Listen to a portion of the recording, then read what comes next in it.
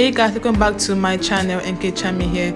So today we're going to learn how to tie this particular gele style for beginners because it's actually a very simple process. Most people think that it's complex because of the way it's looking, but truth be told, it's actually very simple. So we're going to use the measurement 25-75 measurement, and it's just like you doing this measurement for your round gele. I made a video earlier on how to tie your round gele. It's currently on our page. You can go down to our page to see how to get the round gele done, especially for beginners as well. So it's same process, just that at the ending part you have to just give it a little bit of a twist because of the little ruffles we did at the side of the gele. Okay, so this is actually a very simple process, a very well explanatory process, so you can just watch the video and I know it's going to be very easy for you to understand. Now the first thing is to create your base. I'm using just the normal round base here, not the V base. I know this is actually one of the base that is well common. Like I said, it's actually for beginners, not actually upgrade students. So this is actually a very easy base that you can start with, the round base, not the V base. So ensure that the pleats are equal on both sides and the spacing between 1 and 2 is equal to the spacing between 2 and 3.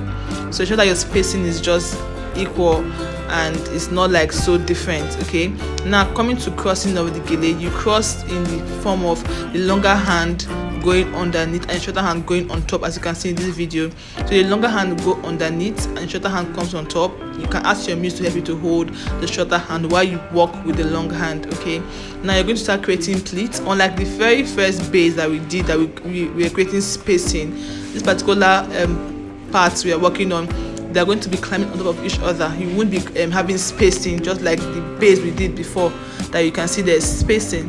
For this particular one, ensure that it crosses through the ear, as you can see in the video. You can use a pin if you have any to pin it down just to secure it. If you don't have pin, just ensure that it's strong enough. Okay, but I prefer using pin just for beginners, like I always say, so that it will be easy for you to work with. So I will pin the beginning part, then create your pleats. Now your pleats should be climbing on top of each other.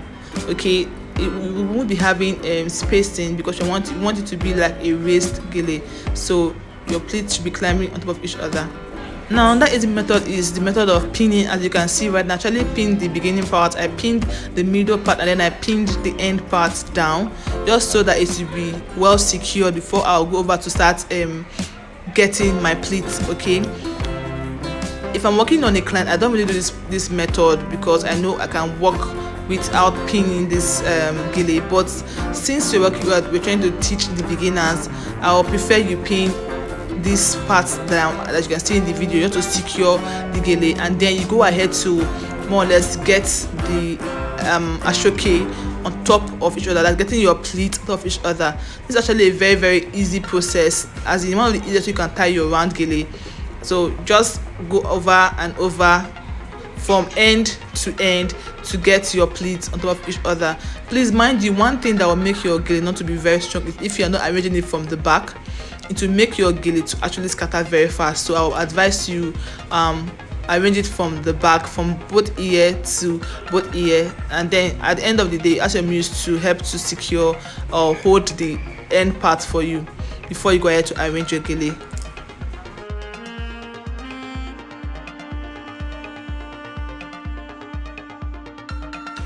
So guys, at this point we're actually done with making our pleat, as you can see in the video. So what you do next is to dress your pleat.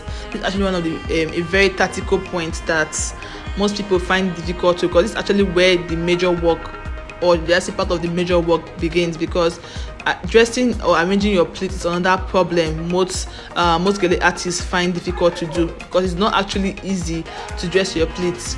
So you take your time, go over each pleat one after the other, ensure that no pleat is missing, and then with this process you don't really have much problem. You get your gele very, very well. Now another thing is try to secure your gele with pin. It's okay if you do that with pin, because that's one thing that will help to make your gele to be very firm. So you can actually play around with your pins, but try to pin wisely, because you don't want the pin to injure your clients, right? So mind how you work with your pin.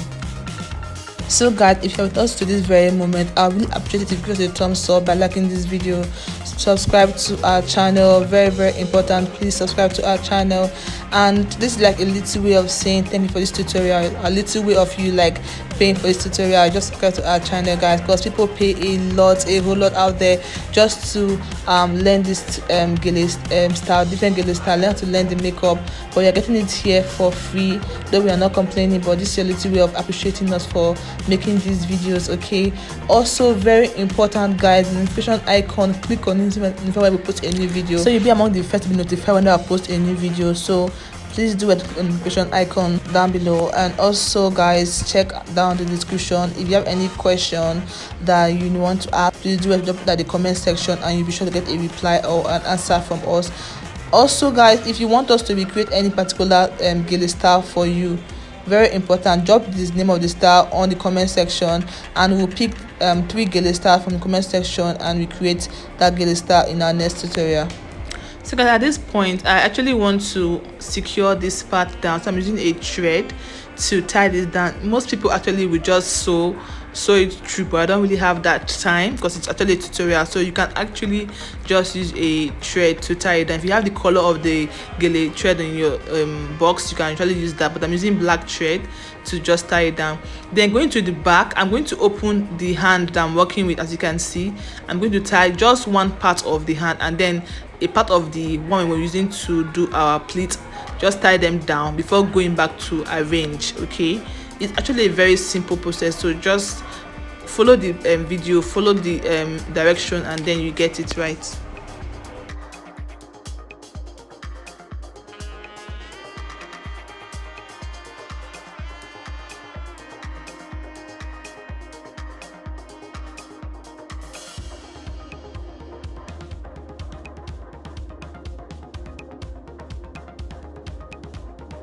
So for this other hand, you're going to make ruffles. Now mind you, ruffles don't have a particular pattern. Ruffles has different patterns depending on how you want to create it. Okay, so you can just make ruffles with the other hand, just fold it, pin it down, just ensure that it is looking nice. That's just the major thing.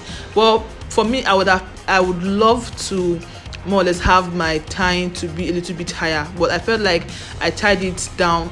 Because I did my tying was too low, close to the ear. I prefer for it to be like somewhere close to half of the head. I prefer that it to be finer, but since I've already tied it to this point, I will just continue with the ruffles I'm making over here. But it would really be nice if your tying should be like a little bit from the forehead down, the way it is close to the ear. Okay, so it will make the ruffle, you have enough room to do your ruffles. Okay, but either way you can still work with it. So make your ruffles, do your pinning, ensure that the ruffles is looking very nice, and you're good to go.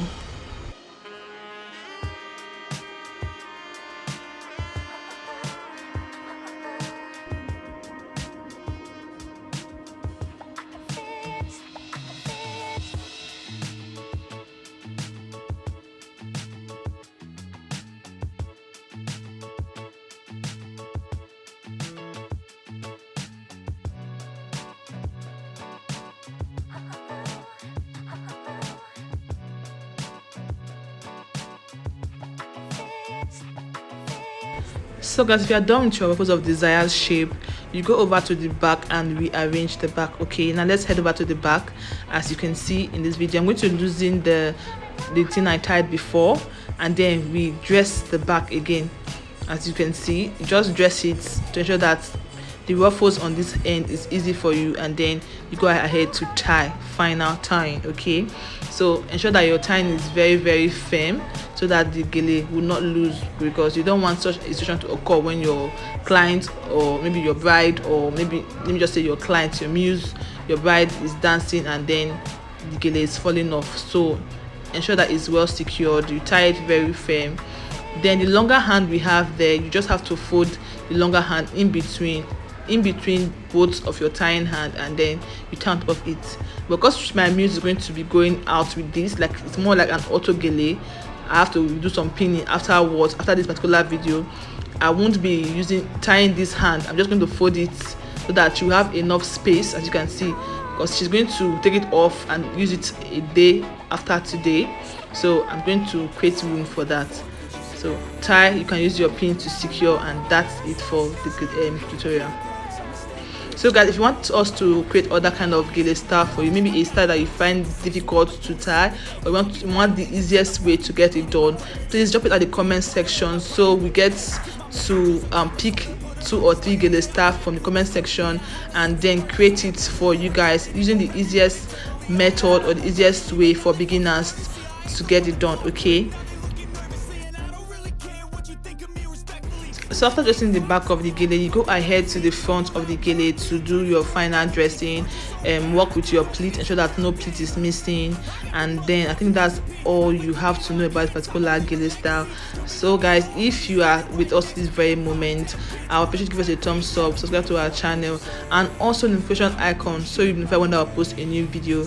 I hope to see you guys in my next gele tutorial. Bye. I'ma do shit my way, so you can go kick rocks, I'ma stack bricks up.